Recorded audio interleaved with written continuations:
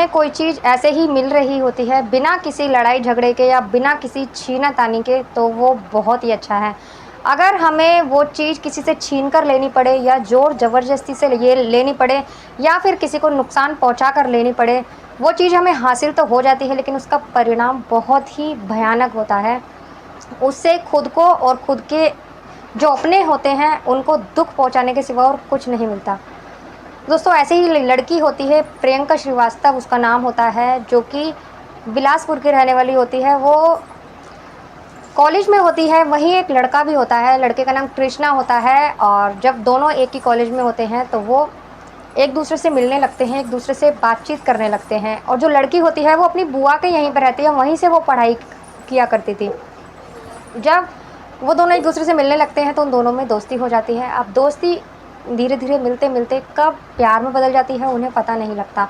अब वो धीरे-धीरे मिलने लगते हैं। वो लड़की अक्सर जो लड़का था उसके हॉस्टल में रहता था तो वहाँ उससे मिलने जाया करती थी उसके कमरे में और किसी को कुछ पता नहीं चलता था। कृष्णा के फ्रेंड जो थे दोस्त, उनको ये बात पता थी।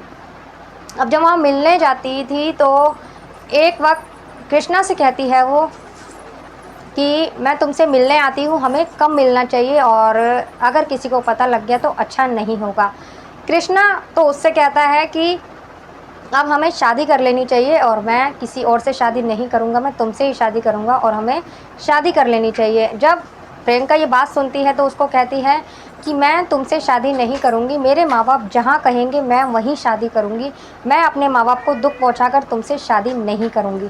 जब वो ये बात सुनता है तो उसे बहुत ज़्यादा गुस्सा आ जाता है और वो कहता है कि अगर मैं शादी करूँगा तो तुमसे ही करूँगा, मैं किसी और से शादी नहीं करूँगा और अगर तुम्हें मुझसे शादी नहीं करनी थी तो तुम मुझसे मिली क्यों, मुझसे दोस्ती क्यों करी, मुझसे प्यार क्यों किया, मेरे साथ रिश्ता क्यों बनाया, मेरे संग रिलेशन में क्यों आई? सब कुछ करने से पहले अपने माँ-बाप से पूछना चाहिए था।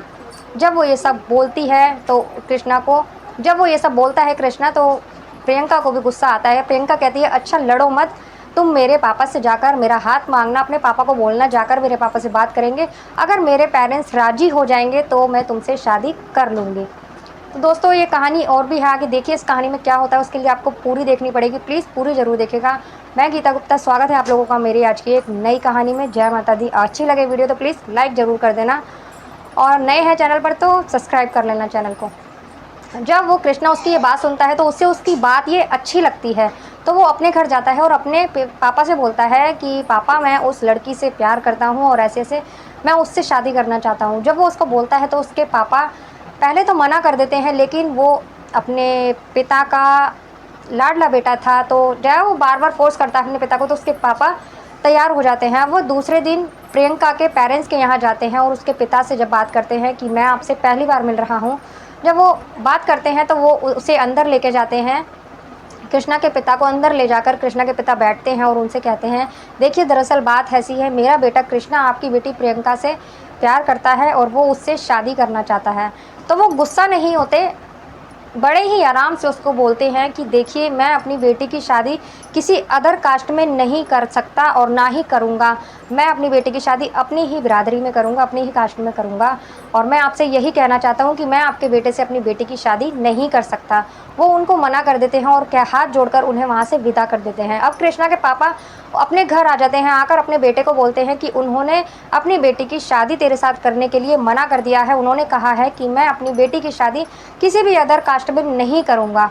जब कृष्णा ये बात सुनता है तो उसे गुस्सा आता है और वो प्रियंका के पापा के पास पहुँच जाता है, उसके घर उसके पापा से बोलता है कि मेरे पापा कल आपके पास आए थे और आपने शादी से मना कर दिया और अगर आपने शादी नहीं करवाई तो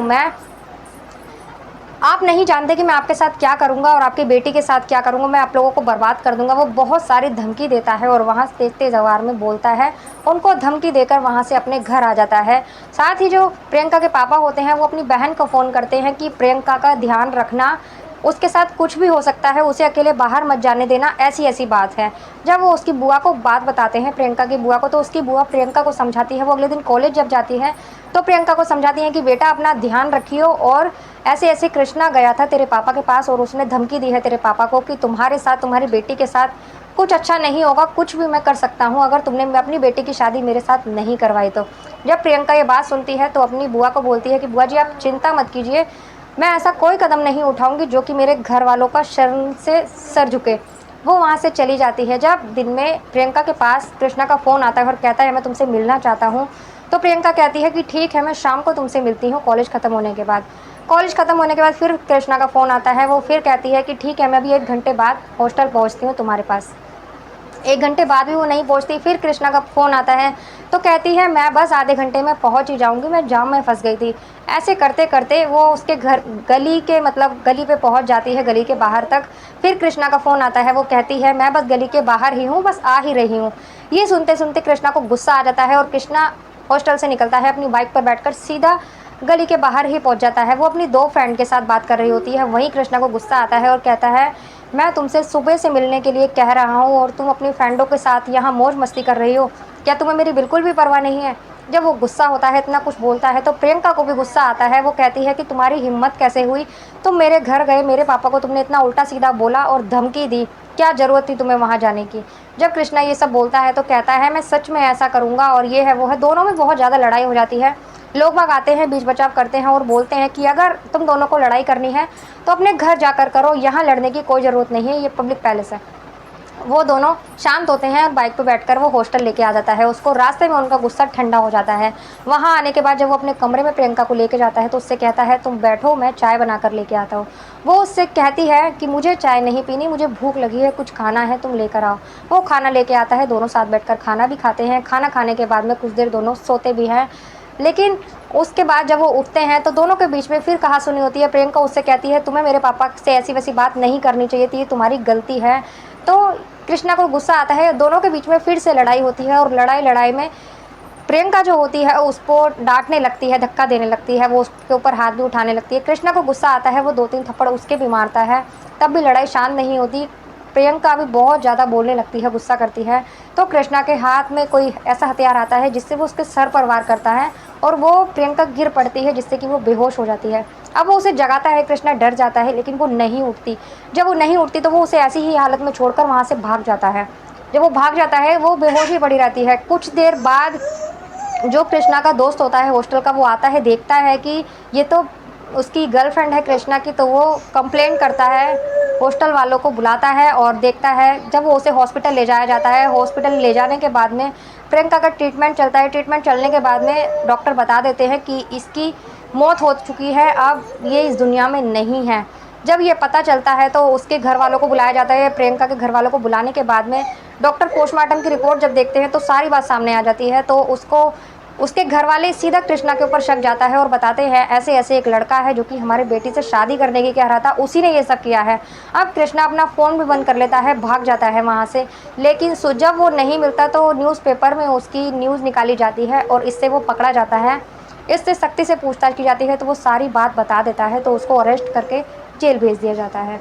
तो दोस्तों आज की कहानी थी प्रियंका की, कैसी लगी आपको? अगर अच्छी लगी तो प्लीज़ कमेंट कर ज़रूर बताना कैसी लगी। मिलते हैं अगली किसी वीडियो में एक नई कहानी के साथ, तब तक के लिए नमस्कार।